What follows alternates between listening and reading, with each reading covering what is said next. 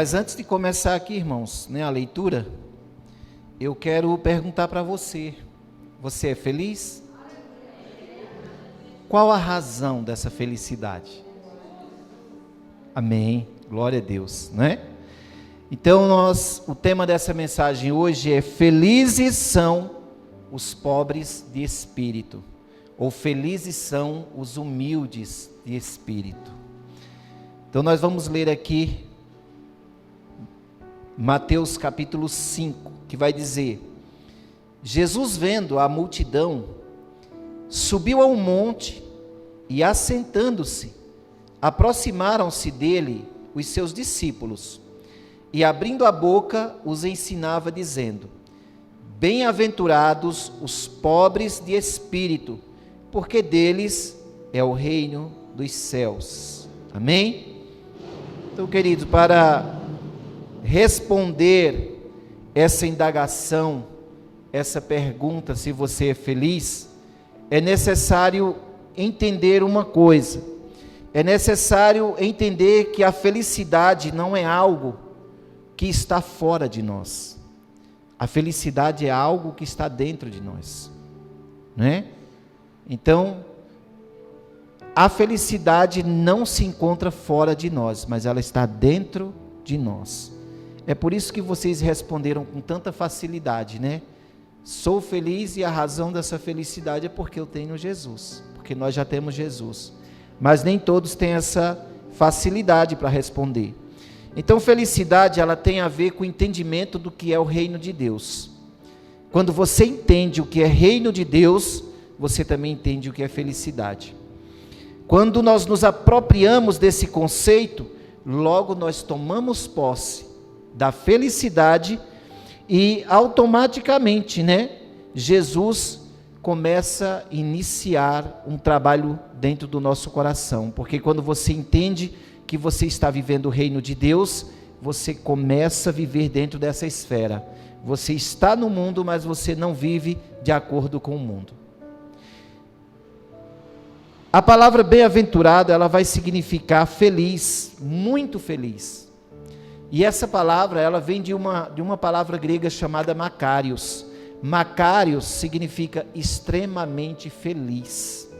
Extremamente feliz. Tem a ver com Makarios é, na verdade, uma tradução de uma ilha chamada Makarios, que vai dizer que essa ilha, ela era a ilha da felicidade. E se você for olhar, irmãos, nós somos como uma ilha. Nós somos como uma ilha de felicidade. Porque cada um de nós temos dentro de nós Deus habitando. Nós somos templo do Espírito Santo. Então essa felicidade já está arraigada dentro do nosso coração. Então, bem-aventurados os pobres de espírito, quer dizer, extremamente feliz é aquele que é pobre de espírito, ou ele é humilde de espírito, como dizem algumas versões. Algumas Bíblias aí não vai estar pobre de espírito, vai estar humilde de espírito. Não sei se você lembra, semana passada eu preguei aqui sobre paciência, né? Paciência. Paciência, se você for ver, é um fruto do Espírito. E hoje nós falando sobre humildade, humildade também é fruto do Espírito. E quando o Senhor usa essa expressão, pobre de espírito ou humilde de espírito, é um termo usado para designar um estado de contentamento interior. É o estado em que o cristão se encontra, ele é contente, dentro dele há esse contentamento.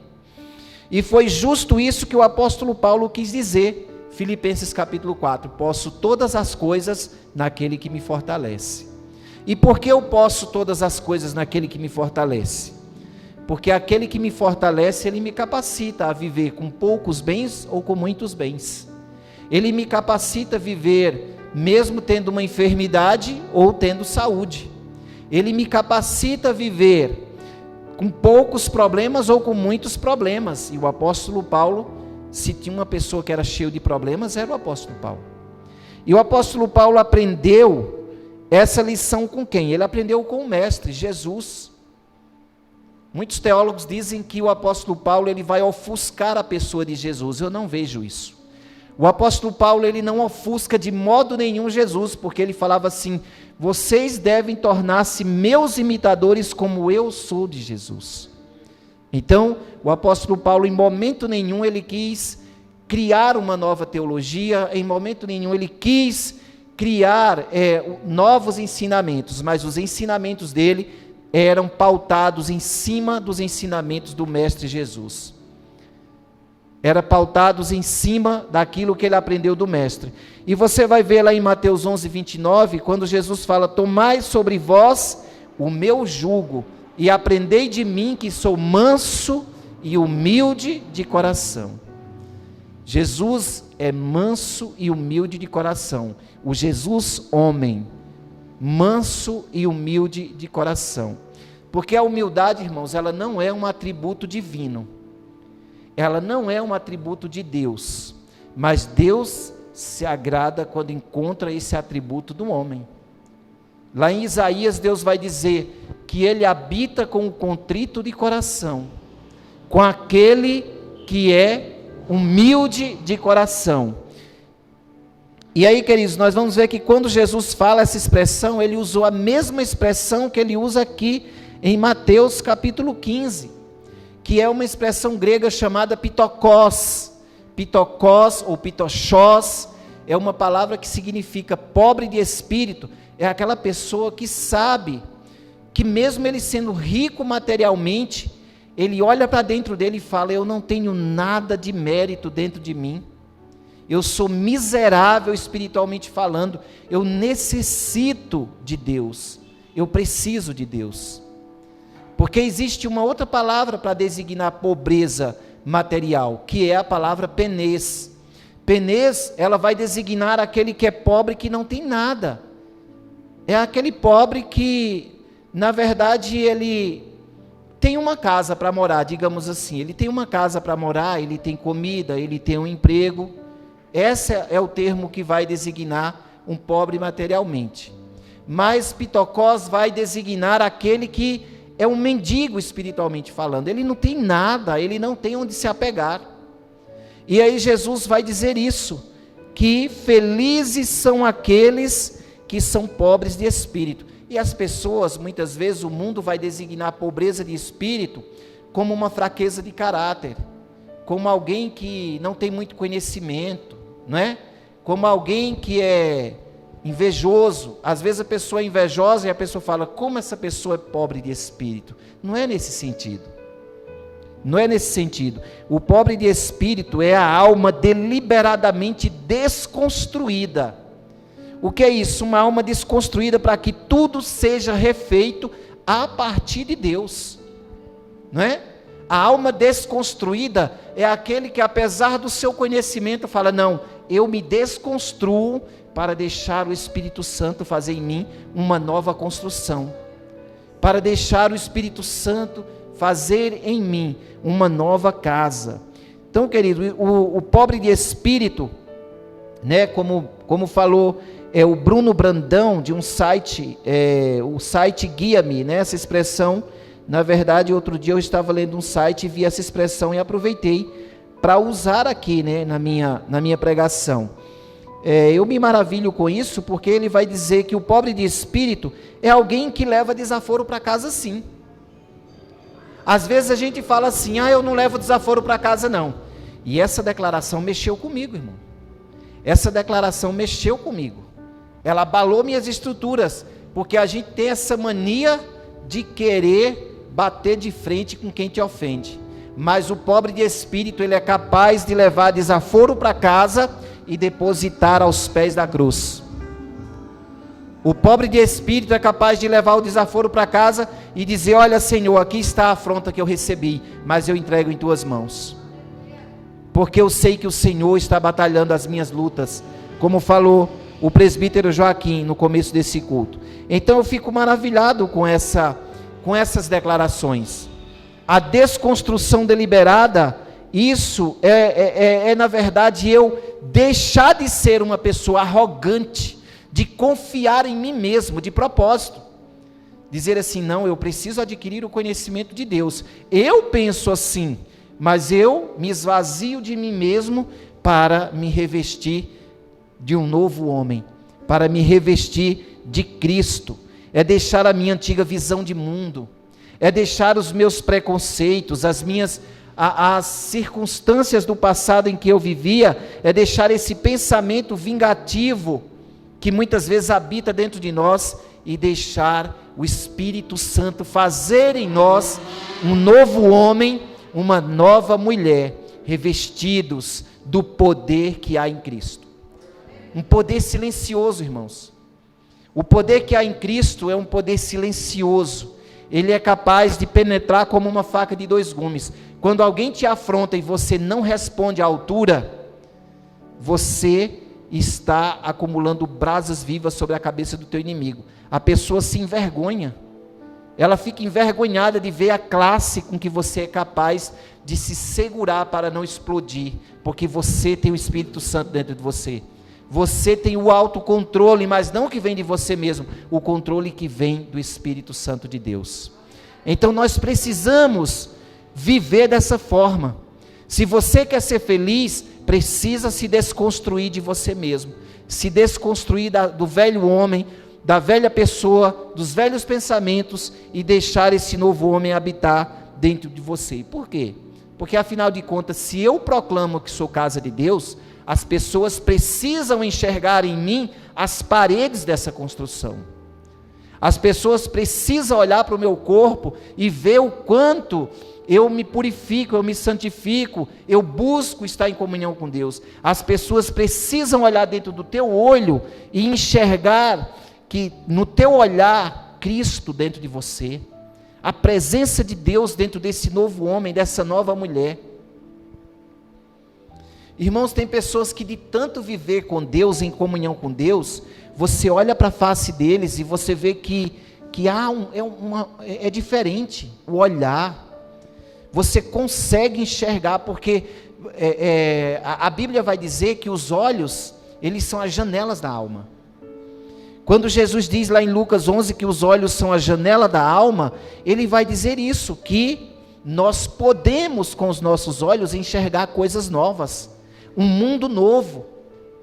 Nós podemos, através dos nossos olhos, que também são as janelas da alma, as pessoas enxergar como está o teu estado de espírito e o meu.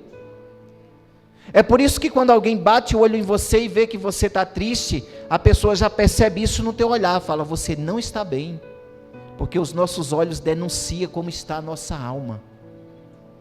Então nós precisamos viver dessa maneira, se despojando, se desconstruindo dia após dia, deixando o Espírito Santo trabalhar em nós. Cristo foi essa pessoa, irmãos.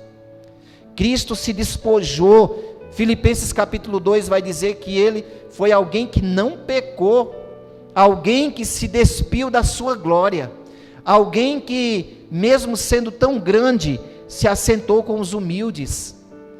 E ali ele vai, em Filipenses, vai dizendo como é a nossa maneira de viver, o que é que deve ocupar nossos pensamentos, que tudo aquilo que é bom, tudo que é reto, tudo que é de boa fama, seja isso que ocupe o teu pensamento. E ele vai falando, depois ele conclui dizendo, por quê? Porque Cristo foi assim. Em Cristo não habitou iniquidade, em Cristo não havia mau pensamento, ele foi tentado, mas porém não pecou.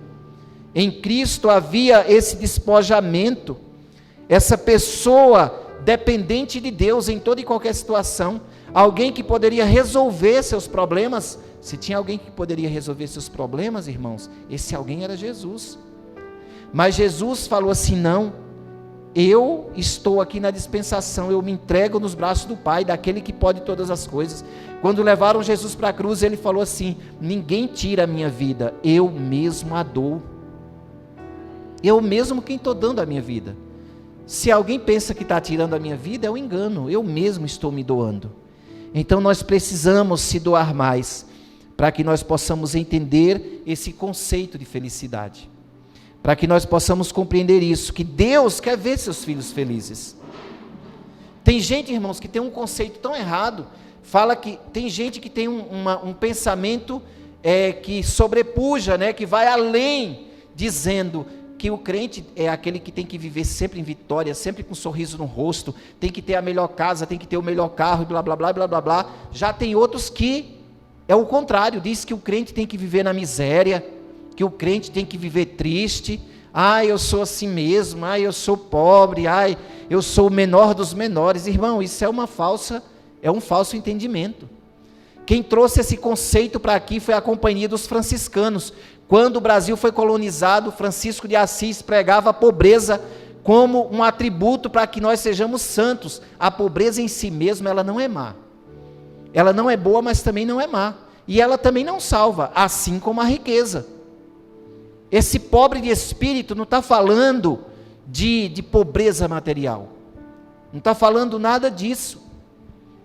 Na verdade, o que Deus quer é que eu e você sejamos felizes da forma que Ele nos propõe, vivendo a vida de Deus, né? Vivendo o Zoe de Deus, né? Zoe, vida de Deus, é isso que Deus quer que nós venhamos viver. Então muitas pessoas colocam expectativas erradas, pessoas colocam a sua expectativa num casamento, por exemplo. Tem pessoas que falam, quando eu casar, eu vou ser feliz, porque hoje minha felicidade não é completa porque eu não sou casado. É mentira isso aí.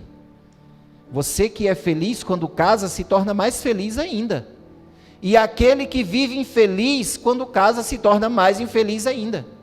Porque, irmãos, casamento ele vai somar problemas.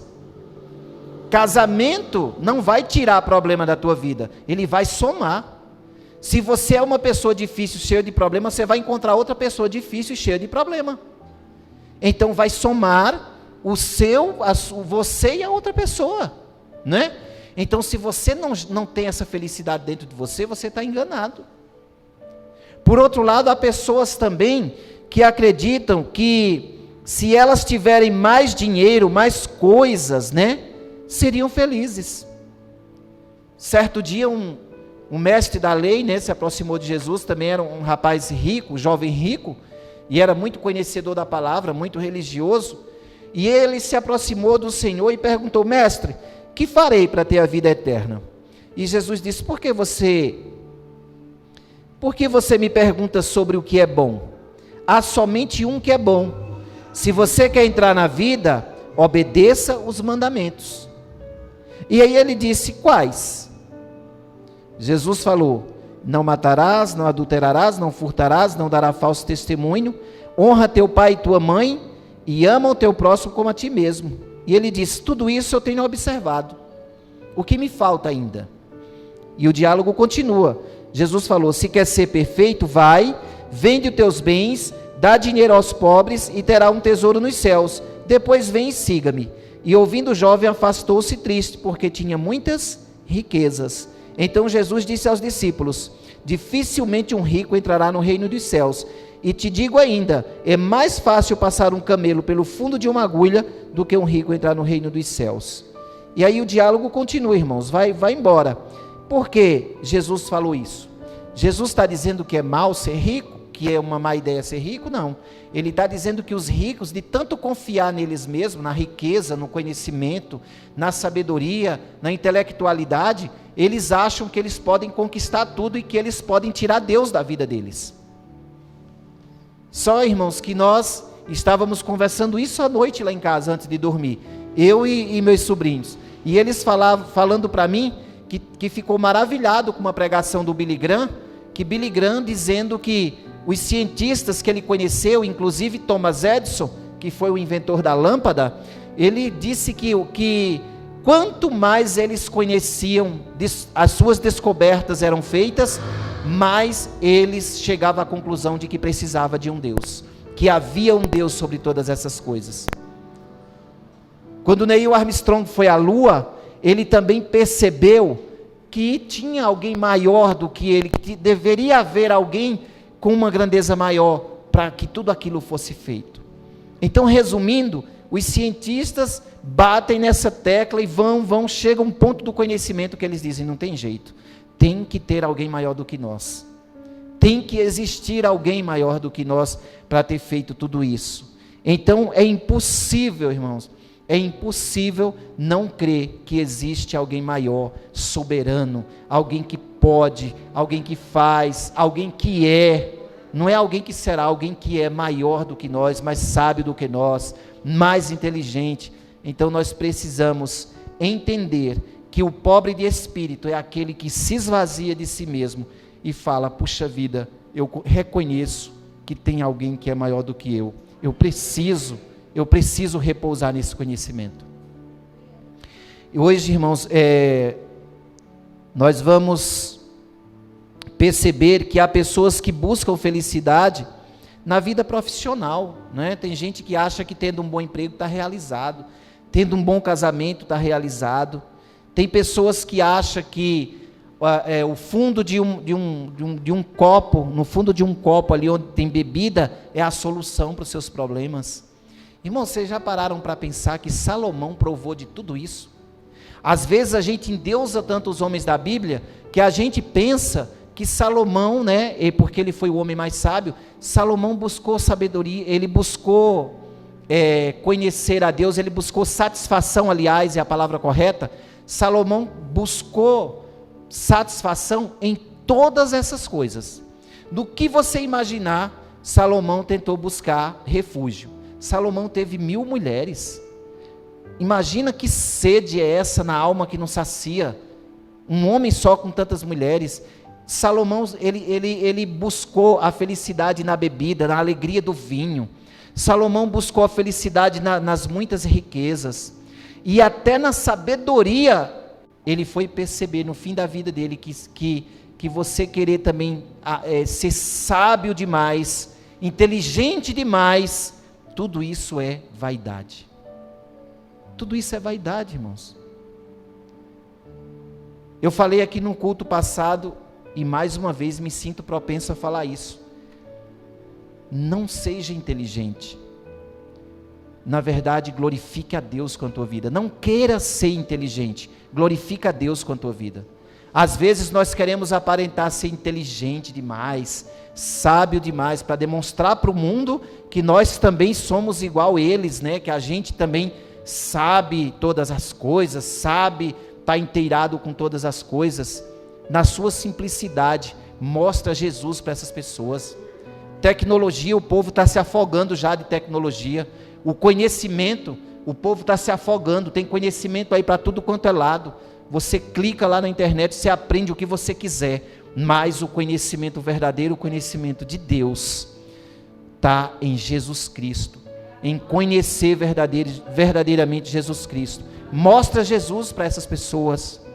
Vamos mostrar Jesus, irmãos, com a nossa vida, para que as pessoas vejam que realmente nós somos filhos de Deus. Então olha aqui um pouquinho só do que Salomão diz. Ele vai dizer o seguinte: fiz para mim obras magníficas, edifiquei para mim casas, plantei para mim vinhas, fiz hortas, jardins, plantei nelas árvores de toda espécie de fruto, fiz para mim tanques de água para regar com eles os bosques que reverdeciam as árvores, adquiri servos e servas, tive servos nascidos em casa. Também tive grandes possessões de gado, ovelhas, mais do que todos que houve antes de mim em Jerusalém. Amontoei também para mim prata, ouro, tesouros dos reis e das províncias. Provi-me de cantores, cantoras, delícias dos filhos dos homens, instrumentos de música de toda espécie. Fui engrandecido, aumentei mais do que todos os que houve antes de mim em Jerusalém.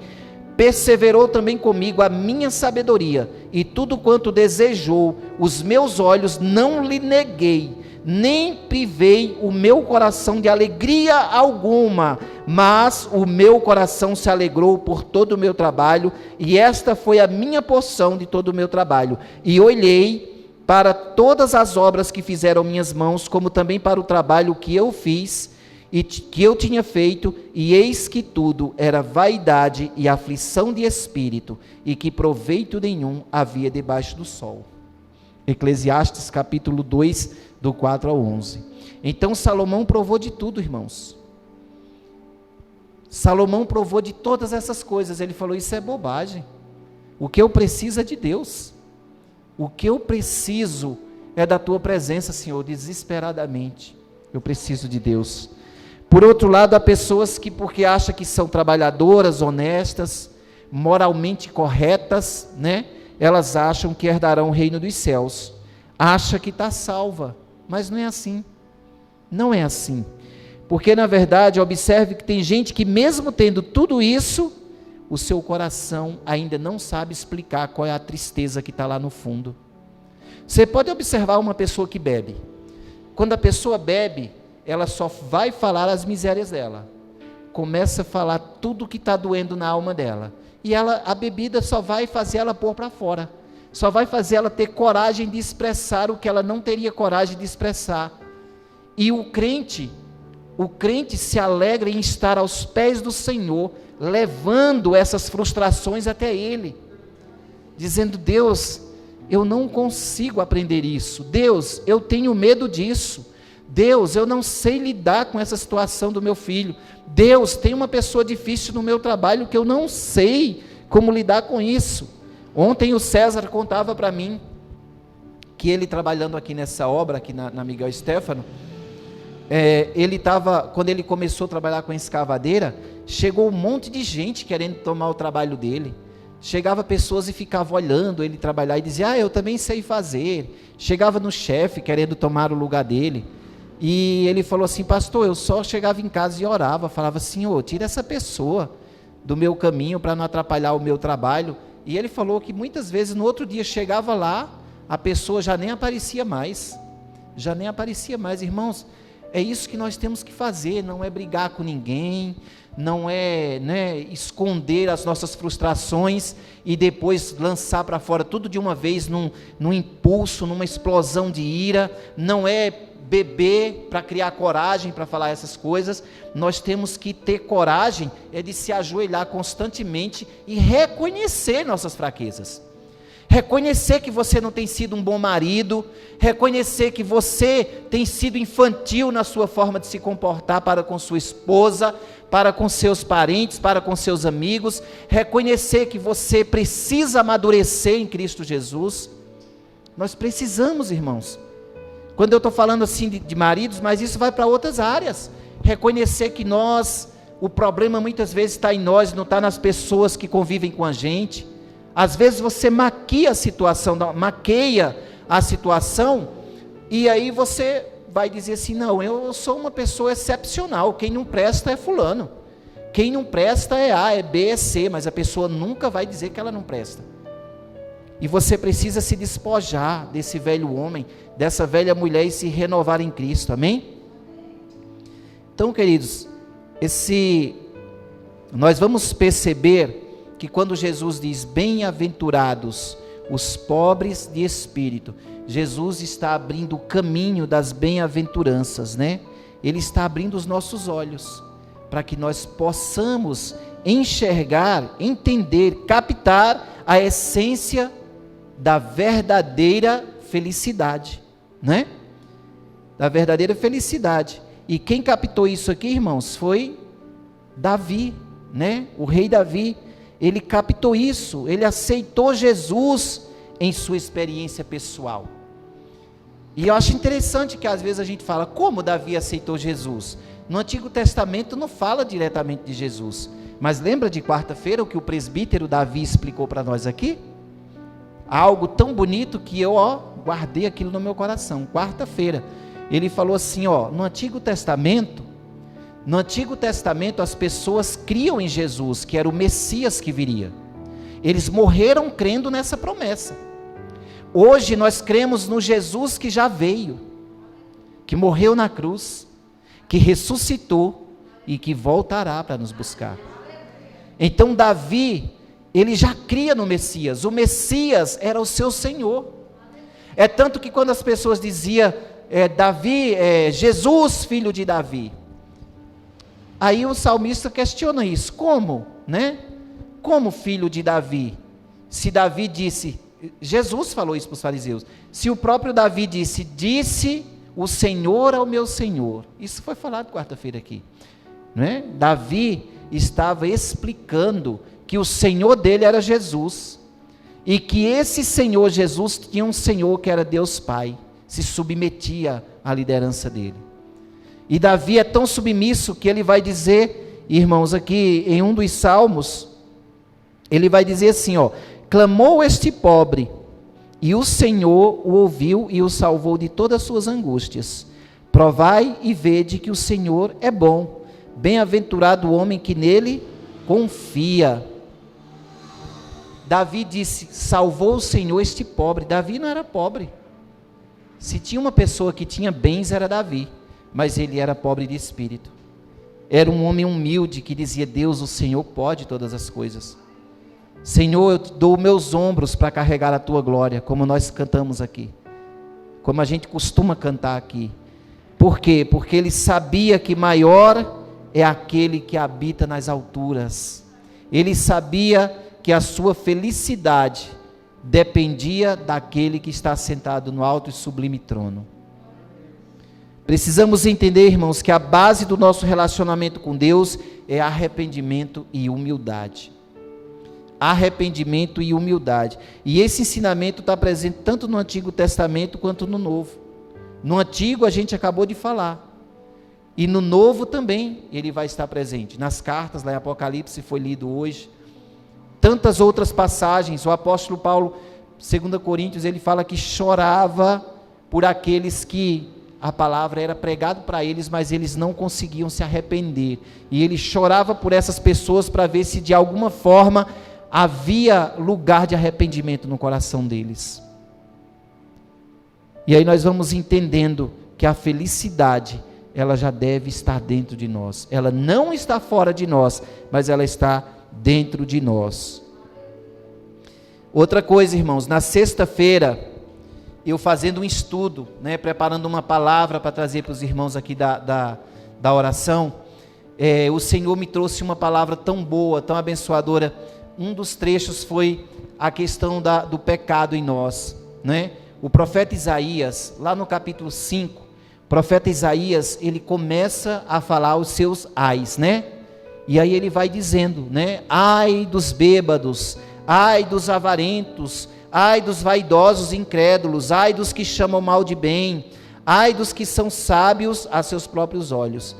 E ele segue denunciando o pecado. E essa denúncia do pecado, irmãos, não é uma coisa ruim. O profeta, ele era colocado para anunciar, para denunciar o pecado, justamente para ver se a pessoa se arrependia, se conscientizava do seu pecado e voltava do seu mau caminho, Se ele dava meia volta, para ver se essa pessoa nascia de novo. Mas só que ele, quando chegou no capítulo 6, que ele contemplou a glória de Deus, ele disse, ai de mim que vou perecendo, ai de mim que sou homem de lábios impuros, e habito no meio de um povo também de lábios impuros. Então ele viu o pecado e denunciou o pecado, mas ele viu o seu pecado quando ele se deparou com a glória de Deus. Isso foi falado aqui hoje. Por isso, irmãos, enquanto eu estava cantando aqui, eu já ouvi esse louvor aqui, dezenas de vezes aqui na igreja, mas nenhum dia ele me tocou como hoje, tocou na minha alma, que me fez derramar lágrimas, porque eu contemplei a glória de Deus. Nós cantávamos aqui, santo, santo, santo é o Senhor, Kadosh, Kadosh, e eu olhava e eu me imaginava diante de um trono luminoso, e eu dizia, Senhor, como eu sou pequeno, como eu sou mesquinho, mas o Senhor é tão grande. Como o Senhor é tão grande, irmãos. Quando você começa a enxergar a glória de Deus, você vai perceber que você é um homem de lábios impuros. E Isaías confessou o seu pecado. Eu tenho lábios impuros, Senhor, eu sou profeta, mas minha boca é suja. Ainda tem coisas ruins dentro de mim, mas eu confesso, eu me abomino, e aqui estou diante da tua grandeza. Amém? Então, amado, confessa teu pecado. Confessa o teu pecado. Pastor, mas o Senhor não está misturando as mensagens, começou falando de felicidade e de pecado. Querido, alguém pode ser feliz se continuar alimentando na tua alma o pecado? Não pode. Se o pecado se a felicidade habita dentro de nós, logo o pecado tem que ser tirado. Para quê? Para que essa felicidade, o Espírito Santo, habite no teu coração, para que você seja puro, cheio da presença de Deus, cheia da presença de Deus, aleluia. Isaías, irmãos, ele era pobre de espírito. São dessas pessoas que é o reino de Deus. Você vai bem entender a matemática de Deus quando nós chegamos em Apocalipse 2 e 3. Irmãos, nós temos que abraçar o que o mundo rejeita. O que é isso? Abraça a palavra de Deus, abraça os ensinamentos de Cristo, e nós temos que rejeitar o que o mundo abraça. O que é que o mundo abraça? A vaidade, a mesquinharia, a mentira, o ódio, a inveja, a vingança. Rejeita essas coisas. Abraça aquilo que o Senhor tem te oferecido. Abraça aquilo que o mundo rejeita. E aí você vai entender que a matemática de Deus, ela é invertida, ela é de ponta cabeça, é como um funil. Ela é invertida, porque no mundo, as pessoas acham que ter muitas coisas, ser rico de coisas, é que vale a pena. Já para Deus, Deus não valoriza, não é bens. Deus valoriza, é aquele que se humilha diante da sua presença. É o pobre de espírito. É esse que Deus vai realmente valorizar. Eu achei interessante essa semana, Samuel está com mania de entrar num site aí, querendo falar inglês com as pessoas, querendo falar espanhol, né? Aí ele disse que entrou com um rapaz no site e perguntou, né, para uma pessoa, falou assim: você quer falar comigo? Só que ele falou em espanhol, né? Aí o rapaz falou assim: depende, se você tiver dinheiro, se você for rico. Aí Samuel falou: pai, por que ele falou isso? Eu falei: talvez foi zoando, mas as pessoas no mundo é assim. Eu estava fazendo essa palavra e ouvindo isso, né? E o Espírito Santo vai trazendo coisas na nossa alma, que vai construindo a nossa narrativa, a nossa explanação. E uma das coisas é isso: o mundo olha para você e diz: depende, você, seu amigo, se você tiver alguma coisa para me oferecer. O que é que você tem para me oferecer? Né? E aí é onde muita gente fica frustrada, porque muita gente quer ficar, quer fazer parte de um grupo seleto de qualquer jeito. Tem gente que faz tudo para ter fama, para subir na vida, que acha que é isso que vai trazer felicidade. Não é isso que traz felicidade. A verdadeira felicidade está dentro de nós. Amém? A verdadeira felicidade está dentro de nós. E falando da matemática de Deus, olha só, você vai entender isso. Apocalipse 2, versículo 8 e 9. Ao anjo da igreja de Esmirna escreve: isto diz o primeiro e o último que foi morto e reviveu. Eu sei as tuas obras, e tribulação e pobreza, mas tu és rico. E a blasfêmia dos que se dizem judeus e não são, mas são sinagogas de Satanás. Então o Senhor falou para essa igreja de Esmirna o seguinte: eu sei que materialmente você é pobre, eu sei que vocês não têm muito recurso, mas sei que espiritualmente vocês são ricos. Irmãos, antes de você querer ser uma igreja rica, primeiro queira ser uma igreja rica materialmente, queira ser uma igreja rica espiritualmente. O meu clamor por essa igreja é que aqui tenha pessoas que tenham um coração verdadeiramente grato, pessoas que verdadeiramente oram a Deus, que pede a Deus sabedoria, que pede a Deus para ser uma pessoa mais humilde, que pede a Deus para amar o próximo, se colocar no lugar do outro. Uma igreja rica é uma igreja que faz essas obras.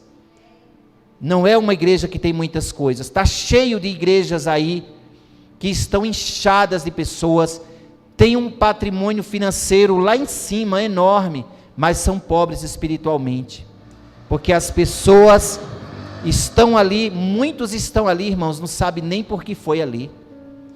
Tem pessoas que vai na igreja por vários motivos.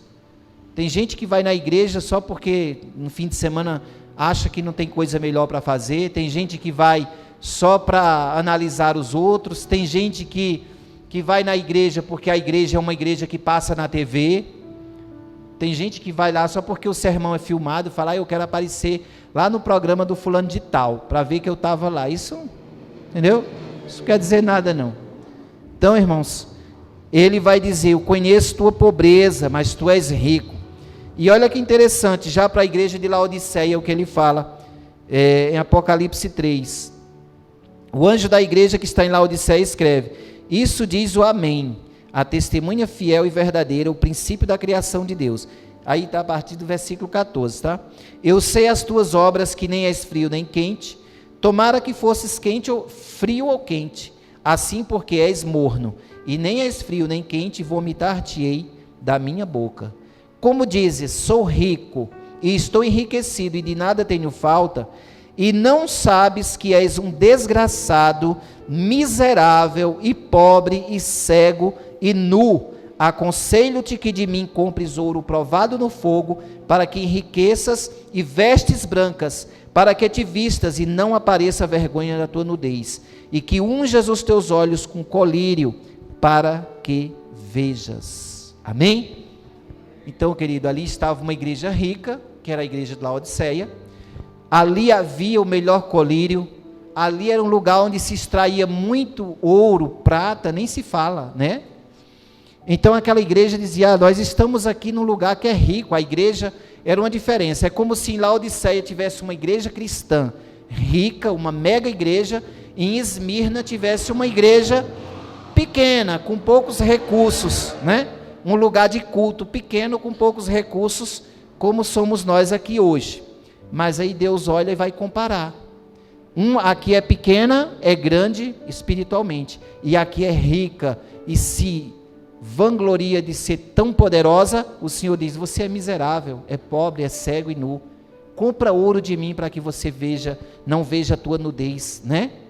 Para que você realmente consiga, unge os teus olhos com colírio, para que realmente você consiga enxergar o quanto você é pobre, cego e nu. Amém, queridos? Então aqui, para finalizar, podemos compreender a diferença está na forma de enxergar esses valores. O homem enxerga aquilo que possui, mas Deus, Jesus Cristo, Ele quer que nós reconheçamos a nossa condição espiritual e aonde nós estamos falhando com Deus. Aonde é que você está falhando com Deus agora, irmão? Faz um levante aí, faz uma retrospectiva na tua vida e veja onde é que você está falhando com Deus, para que você possa realmente dizer: Senhor, abre os meus olhos, eu preciso enxergar, eu preciso ver que eu ainda não sou verdadeiramente feliz, porque eu não tenho enxergado as verdadeiras riquezas do reino de Deus. Para concluir, portanto, se você quer ser verdadeiramente feliz e permanecer dentro dessa felicidade, né, abandone totalmente as suas velhas práticas. Deixa de lado aqueles antigos conceitos, aqueles preconceitos, a tua autossuficiência de achar que você sabe, que você é o tal. Eu sou o bambambam, eu sei todas as coisas. Deixa essa arrogância e reconheça que você é pecador, que você é pecadora, que você é fraco e necessitado da misericórdia de Deus. Confesse e abandone o seu pecado. Nós achamos que quando lá em 1 João está escrito, 1 João 1,9, se confessarmos os nossos pecados, Ele é fiel e justo para nos perdoar os pecados e nos purificar de toda injustiça. Nós pensamos que isso aí é para o não crente. Isso aí é para o não crente e para o crente, irmãos. A confissão é contínua. Você está na presença de Deus, mas constantemente nós precisamos nos arrepender, porque dia após dia tem coisas que nós temos praticado que tem desagradado a Deus. Tem coisas que têm realmente desagradado a Deus. Marcos capítulo 2, Jesus diz que os sãos, eles não precisam de médicos, mas sim os doentes. E isso, quando Jesus falou, foi uma crítica severa aos fariseus que se achavam os religiosos, os caras que tinham conhecimento, para ele falar para os zelotes, que era um grupo de gente que queria ganhar a liberdade romana lutando ao fio da espada. Mas Jesus falou assim, enquanto você não reconhecer que você é doente, ou seja, que você é pecador, e que você precisa de um médico, que eu sou esse médico, eu não posso trabalhar na tua vida. Eu não posso trabalhar na tua vida. Enquanto você não reconhecer que você é doente, Deus, eu sou doente de alma, Senhor, eu sou doente de espírito, vem fazer em mim uma nova pessoa. Jesus não pode trabalhar na tua vida. Não fica esperando que as coisas na tua vida vai mudar sem confissão e arrependimento, que não vai. A tendência é a pessoa ficar dentro da igreja e se frustrar e se desviar, se ela não estiver disposta a pagar esse preço da autorrenúncia, da confissão de pecado, do arrependimento. A salvação é pela graça, mas essa graça vem por meio da fé. E para que você tenha fé, você precisa compreender a palavra de Deus. Tiago capítulo 4, o apóstolo Tiago vai dizer: Deus resiste aos soberbos, mas Ele dá glória, dá graça aos humildes. O seu favor, a sua graça é para os humildes, mas os soberbos Deus rejeita. Amém, querido? Que nesta noite, nessa tarde, você possa ter compreendido que a verdadeira felicidade, ela não está fora de você, ela está dentro de você. E que você possa compreender que você é um doente espiritualmente falando ainda. Pastor, mas eu já sou lavado e remido pelo sangue do Senhor. Mas tem coisas dentro de você que precisa mudar, meu irmão. Tem coisas dentro de você que tem que mudar, minha irmã. Ou então você vai caminhar a vida inteira negando a eficácia do poder de Deus na tua vida.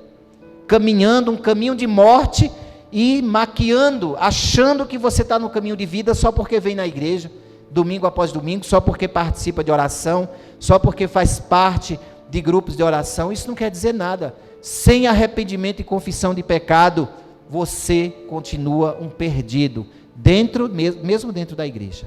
Amém? Eu quero fazer uma oração pela sua vida.